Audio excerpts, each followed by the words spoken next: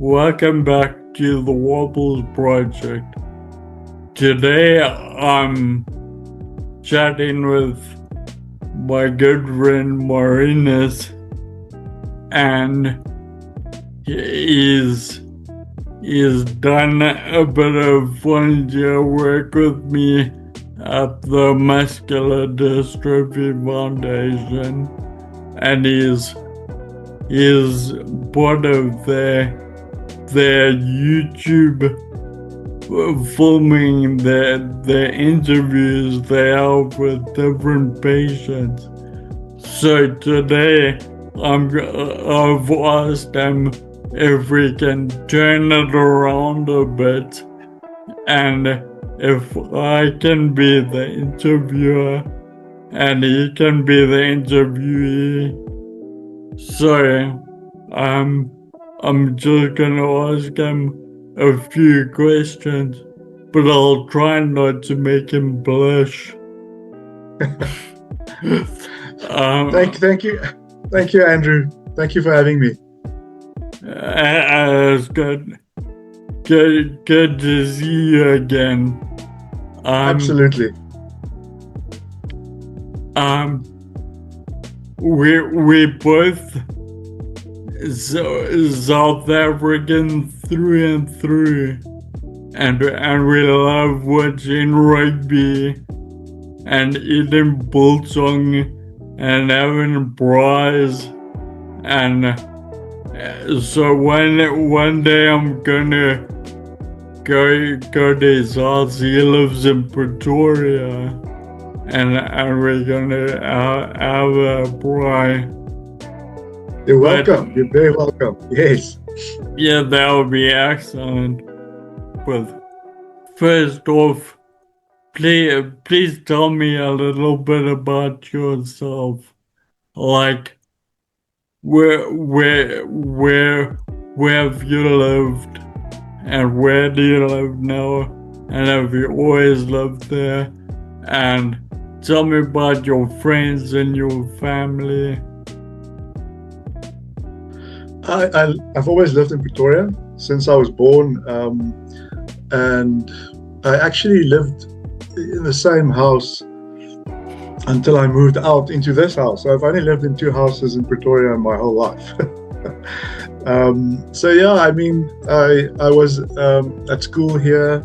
I'm still friends with a lot of people that I went to school with, and varsity. I went to University of Pretoria, and I studied law, and then started working shortly after. I didn't do a gap year or anything like that. I started working shortly after I studied.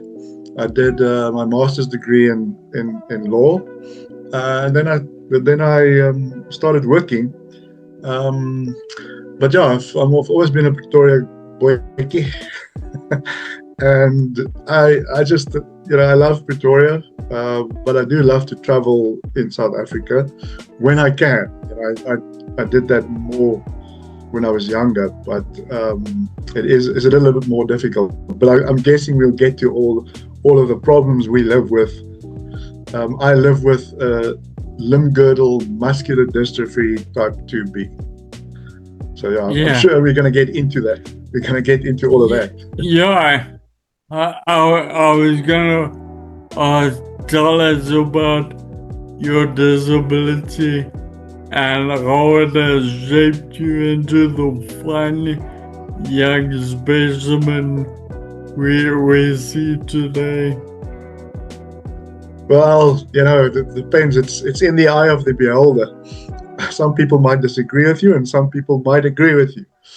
So I was diagnosed with something completely different in 1997.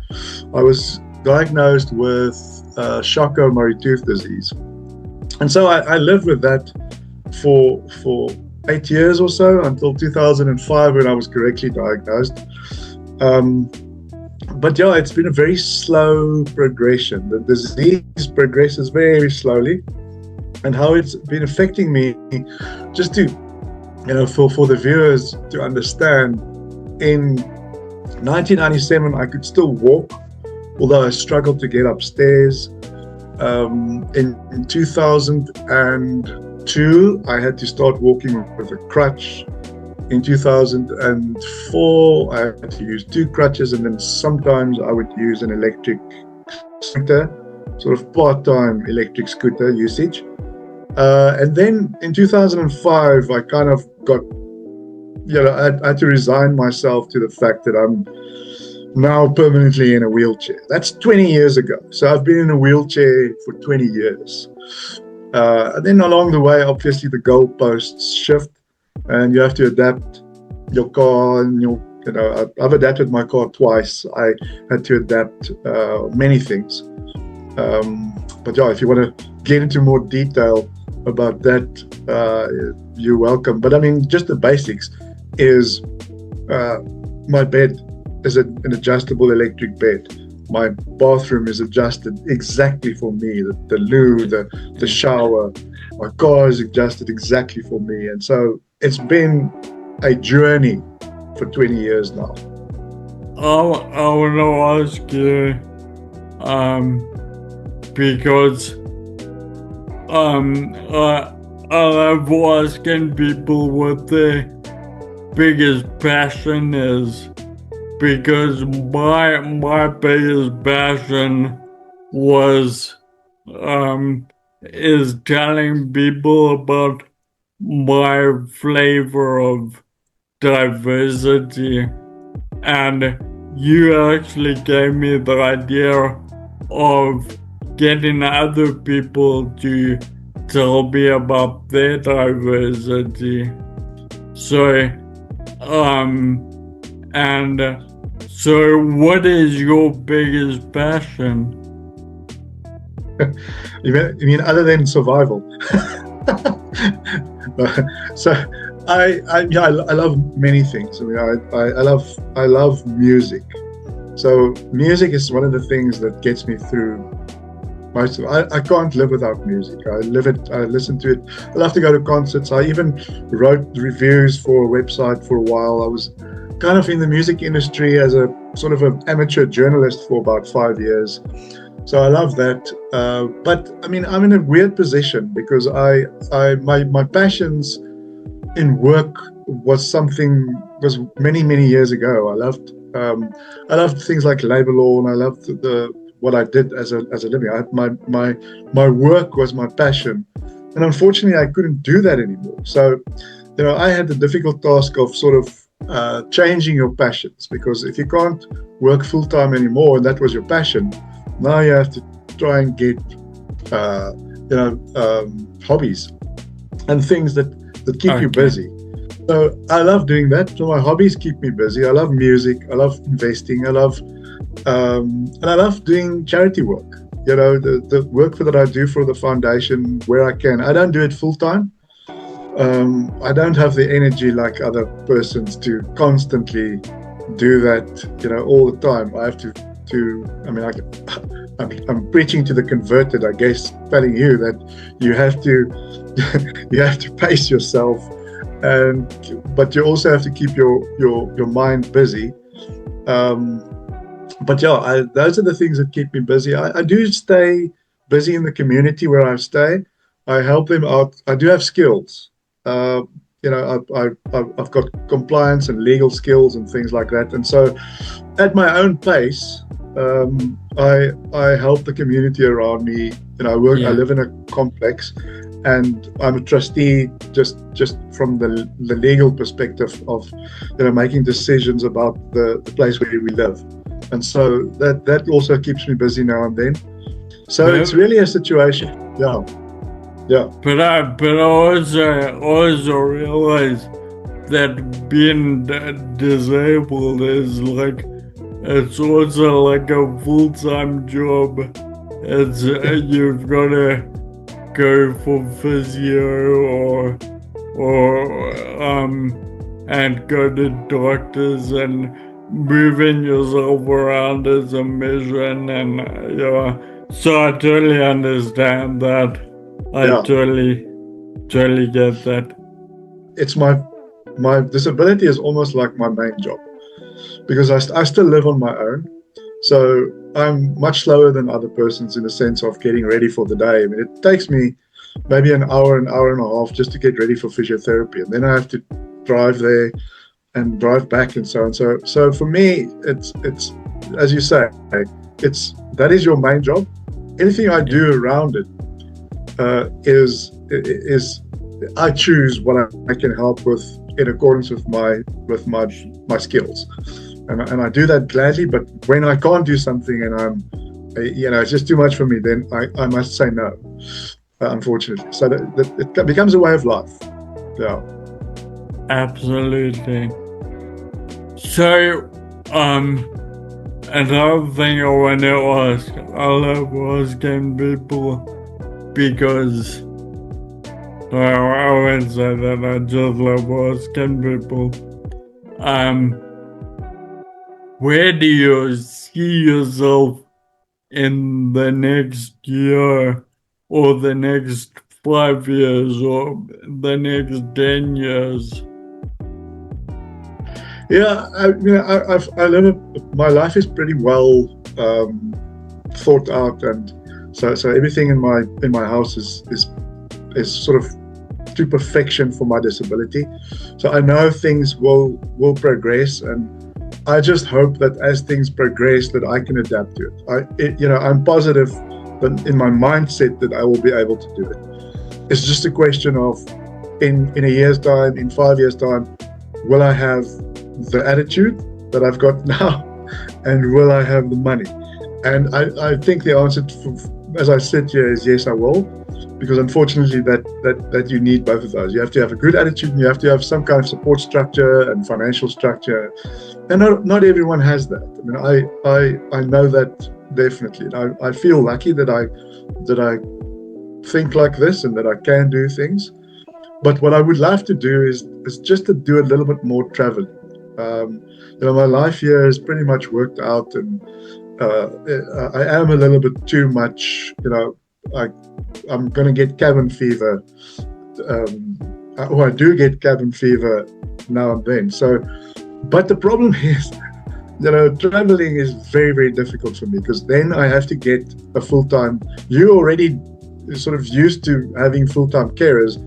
I don't have full-time carers. So when I travel, now I need a full-time carer. So in a very short space of time, I have to adapt to someone helping me. And yeah. So I would like to do that more.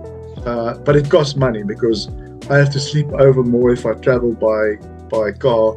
I have to pay someone now to assist me.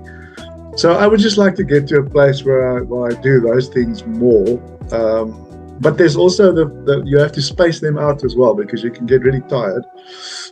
So yeah, my logistics must just get better, and I'm working on all the gadgets that I've got a fantastic portable.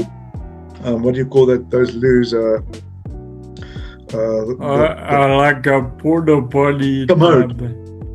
A commode. Yes. So I've got a commode now, and so that helps. And I think that the biggest thing is just where to shower and the bed you sleep on, because I'm so used to my bed. I mean, without my bed, I wouldn't be able to get up myself, because it's adjustable bed. It's got electrics. It gets me up. So those things I just want to work on. And of course, I need to be in a better financial position as well. So I'm kind of saving up constantly to have a situation where I can do these things. And then so that's my, I guess you could call it a passion. But I have a love-hate relationship with travel, because I love traveling, but it's so flippin' hard. So you got to take the good with the bad. Absolutely, I totally get you there, and I can really understand about just things like having your own bed. The adjustable bed is so important to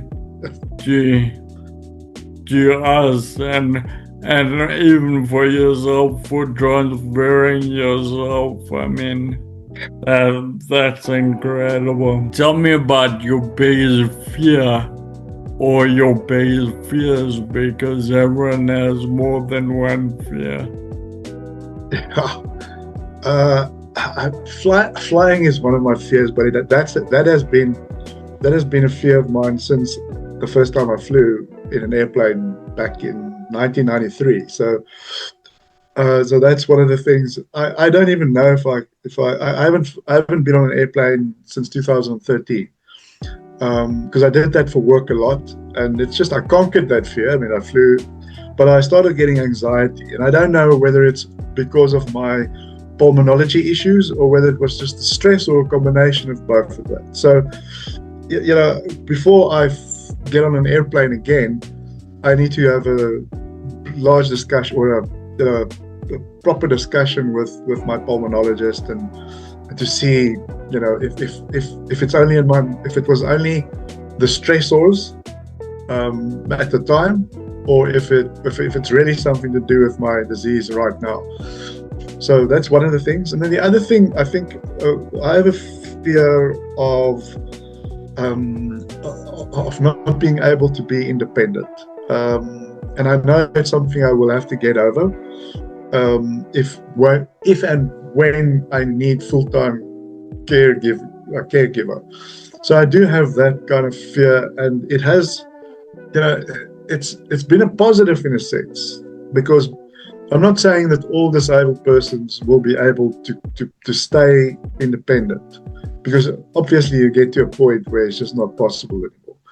But in my case, I do think that I have made so many decisions that I'm staying independent probably the longest that I know anyone else. I don't know someone that has limb-girdle muscular dystrophy at my age still living on their own. I mean, I do have my domestic worker coming in, and I do have a DIY guy coming in once a week. So they can help me. But in between, I'm pretty much on my own. Like today, I'm on my own. I just had to make my own breakfast. It takes long. That's why I told you, hang on, just give me like 30 minutes, because just for me to make a toast and get a banana and eat some yogurt, it takes much longer than the average person. Absolutely. So slowly, yeah. But I totally get where you're coming from, because one of my biggest fears is being a burden on my family, because I believe laughter is the best medicine. Tell us a story about you, or something that funny that has happened to you. I think most of them, the funny stuff that I can remember, that I haven't blocked out, that's too traumatic, is when I fell in the beginning. I mean, there were so many stories but one stands out. I was in Cape Town with a friend of mine. Back in those days, I was much more mobile, and I traveled a lot to Cape Town for work and for pleasure. So, because I've got quite a few friends there, so I normally combined it. So if I had to go for a conference, I would stay on a little bit longer. And I stayed with this one friend of mine that I've known since I was 10 years old. And we had a little bit too much to drink, and he had to get me. So most good stories start with that. And he had to get me. Now I'm a complete teetotaler. I don't drink any alcohol. But back then, so he had to tilt me up upstairs, because it's a dry area. It's there in Melkbos, in Cape Town. And so he had to tilt me up, and it went well when we were quite sober. But later that night, when we had something happened, and it's like probably about 10 or so steps, large steps, and we fell. And I mean, I was lucky, but you can just imagine the scene. And his girlfriend at the time, I kind of just, I fell backwards, and I was out for a while, I think. And he was sitting there crying, thinking he killed me. It's like, I killed my friend, And his girlfriend was really angry at both of us for that. So that's one of the other one. I remember I was staying on my own in Nature's Valley, also at a friend's holiday home, and my girlfriend at the time, she only came later, so I was there for about 2 weeks on my own. She was working, and then she flew in by airplane from Joburg later. So for 2 weeks, I was pretty much on my own. I wasn't really used to the environment, although I could still stand up. There was this one ramp when I went up with my scooter. Something also happened, and I fell off. And I was like lying there now. Okay, so I had my cell phone with me, so I can phone my friends. They were staying close by. So I could phone them, but I was like, no, I'm going to do this on my own. So you can just imagine this disabled guy, disassembling the scooter and slowly taking it apart, and then taking it piece by piece, and then pushing myself with all the parts, because it's the main part and the battery. The battery is the heaviest. Pulling myself with the battery, slowly to a couch where I can get myself up, sit on the couch, and assemble it again. So, I've always wondered if I had footage of that. It's insane how your brain works, and you think you can actually do all these things on your own. But now I laugh at it. It's laughable. I mean, I could have made my life so much easier with just having someone there helping me.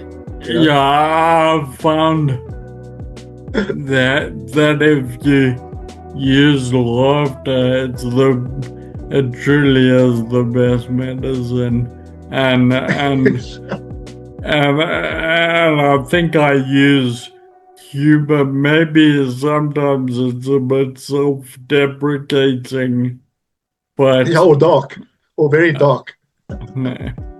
Yeah, but I've used humor to, and it just makes my life easier if you're able to laugh at yourself when you. I mean, I won't do that now. I mean, I'm too old for that nonsense. I was in my late 20s, early 30s. I'm too old for that nonsense. Why would I put myself through that now? I'm just laughing at that.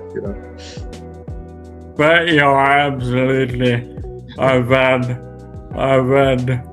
many funny stories myself, and a few of them was included alcohol, which is, as you say, it's not the greatest thing. Hold my beer, I'll show you a trick. Yeah. Famous last words. Is there something you may have left out? Like, are you secretly Batman? No, I wish I had Batman's money, but then life would have been much easier. But yeah, I do. Batman is, funny enough, since I was 3 years old. I've got a friend that I'm still friends with, and when we were 3 or 4 years old, he was Superman and I was Batman, and we always joke about that. He's Superman, I'm Batman. So I do love that concept of helping people with your skills, and I still do that. So yeah, in that sense, I mean, I'm Batman without the billions or something. And also without all the gadgets. I've got gadgets, but not that kind of gadgets.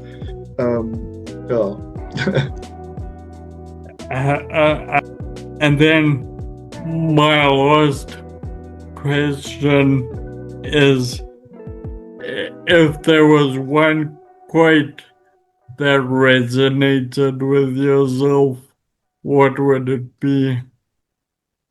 Yeah, I mean, there's so many motivations and quotes that I see every day. Music, movies. On the internet, I constantly see things that motivate me on social media. But there's one that stands out. And this was back before social media. I read these books from Stephen Covey called The 7 Habits of Highly Effective People. All these self-help books. The 8th Habit. There was another one, The Third Alternative. So I read most of those books, and then he spoke a lot about a guy called Viktor Frankl, which He was an Austrian psychologist and neurologist, actually. He was. Mad search for meaning.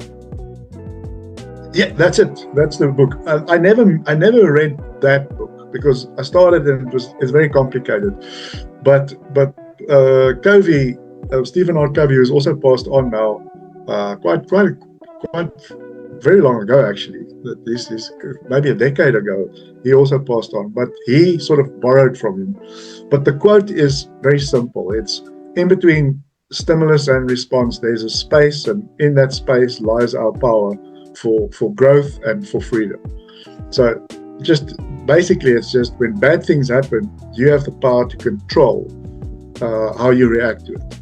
It's simple as that. And it doesn't matter what religion you belong to, or if you don't believe in any religion or God or whatever. It doesn't matter what politics, what political party you belong to. It doesn't matter what gender or what sexuality you have. You're going to have to make that decision on your own. There might be other things that strengthen you or help you to make that decision, but that decision must be made by all human beings, and that's powerful stuff for me. Well, anyway, I just want to thank you so much for giving us a bit of a taste of your life and a bit of who you are. Thank you, Andrew. We tried to do this a couple of weeks ago, but we ran into multiple technical issues. So I'm glad we got it done. And thank you for freeing up some of your valuable time to do this. I really appreciate it. No, thank you, Andy, and keep on doing the great work. I really appreciate it. Thank you. And then the other thing that you didn't mention is you've written a novel, and I will link that the Amazon in the description below. I'll link that, and I'll link your social media as well, so you can go and check this dude out. And he's a really inspiring guy. Thank you. Yeah, it's just one of my hobbies. One of my other hobbies that I indulged in. Thank you. Excellent. Well, cool, man. I think that's awesome. Thanks, Andrew. Take it easy. Yeah. Cool. All right.